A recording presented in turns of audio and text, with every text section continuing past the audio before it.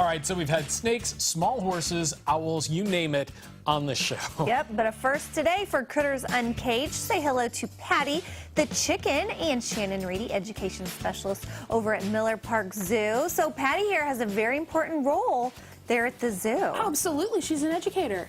She works with me and does programs. So she visits the classrooms when we go out into schools or senior centers. Seniors love chickens, you know, gives them a taste of the old homestead, right? You know, a lot of these folks grew up on farms around here. So it's really neat for them to reconnect. Is she the same as a regular chicken that you'd find out on the farm? You know, she could live on a farm, but she just has the life of a princess at the zoo. Right. She's living the good life. So she's got her heated crate, and she does without doors, and she handles it really well. But she, you know, she gets a nice diet of mealworms and fruits and veggies and all kinds of wonderful things. But you named her Patty. Did name her Patty. We have some humor in our names sometimes. Yeah, gotta keep it fun and lively. Now, something I'm noticing here, she's like feathers on her little talons there. Yeah, she really does. Has feathers on her feet, and different breeds of chickens have different qualities. This is a show breed, so she's got, these are really just flounces.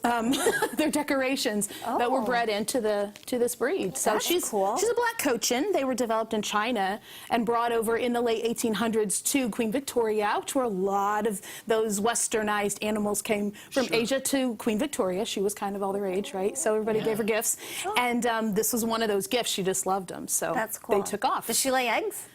She occasionally will lay an egg. Okay. Yeah, once a month or so, we'll get an egg. Yeah. She's not a regular layer, but yeah. Okay, so when she goes to the classrooms, I mean, some rural areas around here, some not. But what's the reaction when she comes to visit?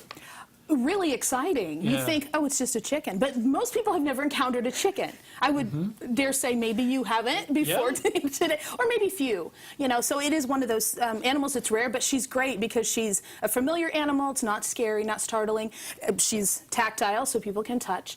And also, but she's a bird, so we can teach all those things that apply to birds, apply to chickens. So it's she's a great educational tool. And it's important to note, too, that for any younger people watching at home, don't just run up to any chicken and start patting it, because that may not go so well. She's domesticated. She spends a lot of time around people at the zoo. Yes, she does. And she is trained. She's trained, she's desensitized. She's great with touching. She even comes when she's called. Yeah, I'm very proud of that. That's been one of those things my intern and I worked on this fall. So she really worked, she's doing very well with her training. Good girl, Patty. Yeah, okay, well, let's talk a little bit about, you got some classes, the animal crackers. Yeah, that's coming up the last weekend of this month is our next session. That's for 3 to 5-year-olds and a grown-up. Super fun, great way to get introduced to animals at the zoo and to programs. And then for the older kids, you've also got something for them.